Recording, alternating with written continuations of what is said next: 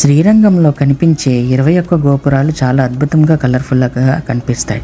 కానీ ఒక్క గోపురం మాత్రం తెల్ల రంగులో కనిపిస్తుంది. దీనికి ఒక చరిత్ర ఉంది. 1323లో ఢిల్లీ సుల్తాన్లు శ్రీరంగంపై దాడి చేసి అడ్డు వచ్చిన 12,000 మంది శ్రీవైష్ణవుని దారుణంగా చంపేశారు. అక్కడ ఉన్న బంగారం వజ్రవైడూర్యాలను కొల్లగొట్టి పెరుమాళ్ విగ్రహాన్ని వారి నుంచి రక్షించుకునేందుకు ఇక్కడ ప్రధాన ఆచార్యులను పిల్లై లోకాచారి ఈ విగ్రహాన్ని తీసుకొని మదురై వెళ్ళినందుకు ప్రయత్నిస్తారు. పిల్లై లోకాచార్యులు ఎక్కడ వాళ్ళకి దొరికిపోతారో అని అక్కడ ఉన్న దేవదాసి అయిన వెల్లై తన నాట్యంతో సుల్తాన్ సైనిక కమాండర్ని సమయం వృధా చేయించి మల్లగా ఈ గోపురం వద్దకు తీసుకువచ్చి పైనుంచి కిందకి తోసి చంపేస్తుంది. తర్వాత తను కూడా రంగనాయకుని తలుచుకుంటూ కిందకి దూకి ఆత్మహత్య చేసుకుంటుంది. ఇలా తను చేసిన త్యాగానికి గుర్తుగానే ఈ గోపురానికి తెల్ల రంగు వేశారు. అప్పటి నుంచి ఈ గోపురంని వెల్లై గోపురం అని పిలుస్తారు.